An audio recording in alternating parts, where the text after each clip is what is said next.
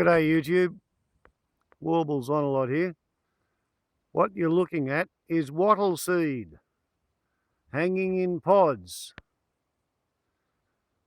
from the acacia tree.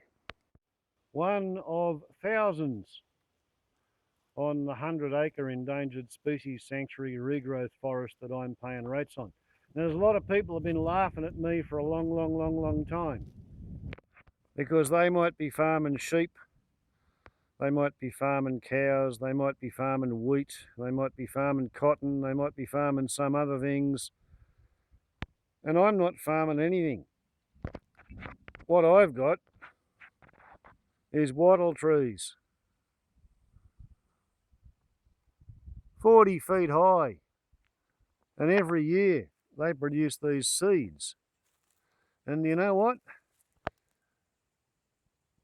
You can take these seeds and you can grind them, and you can make flour out of them, and you can make damper out of wattle seed flour. You can roast them, and you can make wattle-chino coffee out of them.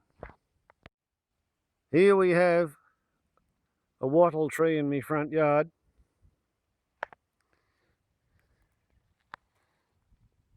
And here we see the seeds in the open pods. Now this is what the swamp wallabies have left, it's what the ants have left, and it's what the sulphur-crested cockatoos have left. Because here's a funny kind of a thing. There's the wattle tree covered in seed pods over the roof of my little hut. There's the wattle tree, there's the hut. If we look across here, we see the ground completely covered in wattle seed pods. And if we come down really close and have a look, pretty much all the seeds are gone from the pods. There's no little black seeds. Oh, there's one or two. Look, there's one. But compared to the previous seed pod ground I showed you, this one is completely devoid of seeds. This is where the sulphur-crested cockatoos have had a field day. They've eaten all the seeds out of all the pods, and then they've dropped the pods on the ground for compost. Okay. Now, if we look not at the roof of the hut, because there are on the roof of the hut a fair number of wattle seed pods which have come from that wattle tree that overhangs the south side of the hut.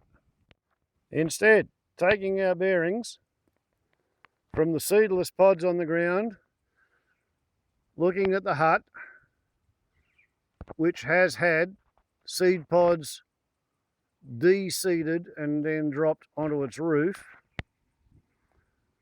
If we look across to the next wattle tree, just to the north of the hut, and then come down and have a look at the ground underneath it, for some reason, the sulphur-crested cockatoos spent a couple of mornings, maybe 3 mornings in a row, in the tree, and they had a bit of a feed, but they also clipped off almost right seed pods with green leaves attached, dropped them to the ground, and effectively left me a crop of wattle seeds. As far as I can see, without any shadow of a lie, the sulphur-crested cockatoos have been feeding me wattle seeds. They presumably think I'm worth keeping on the landscape. You can make of that what you will. But I've spent years wondering how I could harvest the wattle seeds, and I fantasized about using circles of 1.5 inch diameter poly pipe suspending dacron in a sheet and then enclosing the tree trunk and shaking the shit out of it. And what it turns out is I've just got to make friends with the Sulphur-Crested Cockatoos, and they'll drop enough wattle seeds on the ground for me to use in a Stone Age mortar with a Stone Age pestle and make flour out of in the traditional fashion. As you can see, this particular one has a couple of different grinding holes. So, come the apocalypse, when everybody else is discovering that they haven't got any diesel and they can't run their harvester or their tractor or their plough or their seed drill, so they can't grow any wheat and they can't sell it and they can't then buy it back as bread in the bakery. I'm at least in a situation where I've got 40-foot high wattle trees.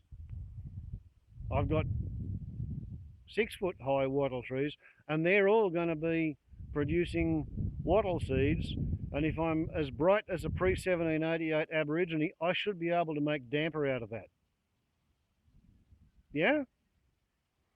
Warbles on a lot to YouTube. Life's interesting in 2016. Come the apocalypse, good luck.